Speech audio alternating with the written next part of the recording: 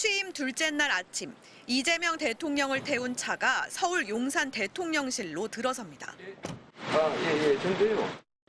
전화 통화를 하면서 차에서 내린 이 대통령은 바쁜 걸음으로 집무실로 향했습니다. 취임 첫날부터 야근을 한 이 대통령은 인천 계양구 사저 대신 대통령실 인근 안가로 퇴근했습니다. 인천 집으로 가면 30km를 달려 출퇴근해야 하는데 시간도 걸리고 자칫 경호 때문에 교통 혼잡이 생겨 시민들이 불편을 겪을 거란 우려도 고려한 것으로 보입니다. 이 대통령은 직접 국민을 위해 열린 경호, 낮은 경호를 거듭 당부하기도 했습니다. 앞으로 대통령 출근한다고 길을 너무 많이 막지 마시면 좋겠습니다. 제가 아침에 출근하는데 너무 불편하고 사실은 안 좋았습니다.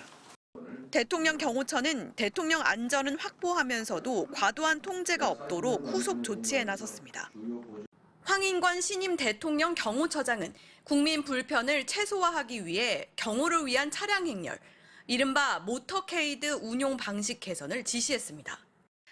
차량 종류를 바꾸고 차량 행렬 길이도 짧게 해 교통 통제를 최소화한다는 겁니다. 이재명 대통령의 출근길 경호교통 통제가 대폭 간소화될 전망입니다. 어제 임명된 황인권 신임 경호처장은 대통령 출퇴근 시 교통정체를 해소하고 국민 불편을 최소화하기 위한 방안을 마련하라고 지시했습니다. 이 대통령이 어제 첫 출근하면서 교통 통제가 지나치다고 지적하자 후속 조치에 나선 걸로 보입니다. 이제는 국민을 위한 열린 경호, 낮은 경호를 통해서 경호실의 변화를 이끌어낼 것입니다.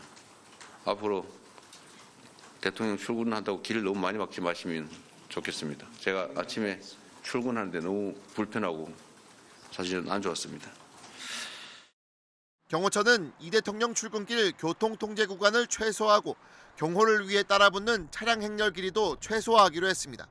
또 대통령 차량 행렬이 운행하는 중에도 주변 차량의 통행을 최대한 보장해 정체 발생 가능성을 줄일 계획입니다. 이 대통령은 청와대 개보수 작업이 완료될 때까지는 당분간 용산 대통령실로 출근해 업무를 볼 계획입니다. 경호처는 앞으로도 대통령에 대한 절대 안전을 확보하는 가운데 과도한 통제는 지양하고 국민 불편을 최소화하겠다고 밝혔습니다. 지난해 11월 29일 오전 9시 2분 서울 한남동 대통령 관저를 출발한 차량 6대가 경찰의 교통통제 속에 4분 만에 용산 대통령실에 도착했습니다. 그런데 4시간이 지난 오후 1시 9분 한 무리의 차량이 다시 경찰의 도움을 받아 관저에서 대통령실로 이동했습니다. 둘 중 하나는 가짜 출근인 셈인데 윤석열 대통령이 오전 9시에 출근했다면 똑같은 경호 차량이 오후에 다시 움직일 이유는 없습니다. 직원들끼리도 아까 그 차는 뭐야 그러면은 그건 가짜야, 빈 차야. 그 왜 그런 건데 그러면 출근하는 척 하는 거지. 한겨레 신문은 지난해 11월 6일부터 한 달간 이처럼 위장 출근으로 의심되는 정황이 적어도 3차례 포착됐다고 보도했습니다. 현직 경찰만 가입할 수 있는 익명 커뮤니티엔 기동대랑 용산은 이미 다 아는 사실, 여름엔 더 심했다는 등 격한 반응이 쏟아졌습니다. 깡통 차량에 대한 가짜 경호를 경찰이 위장 제대로 부른다는 사실도 공개됐습니다. 경찰은 그러나 진상 파악 대신 오히려 취재기자를 입건해 속전속결 조사 하루 만에 검찰로 넘겼습니다. 한남동 관저 주변 상가 옥상에 허락 없이 올라갔다는 이유로 건조물 침입 혐의를 적용했습니다. 취재기자의 휴대폰 등 소지품을 수색하고 영웅놀이를 하고 싶은 거냐는 말까지 했다고 합니다. 거기로 왜 올라갔느냐, 기자놀이, 영웅놀이를 하고 싶은 거냐, 그 마음은 알겠는데 지금 이렇게 문제가 되면 나중에 결혼도 못한다, 이런 식의 이제 발언까지도 제가 들었었고. 사실상의 주거의 평온을 해쳤느냐가 제일 중요한데 취재 목적으로 들어간 행위에 대해서 건조물 침입을 적용해서 수사를 하는 거는 좀 부당하다라는 의견.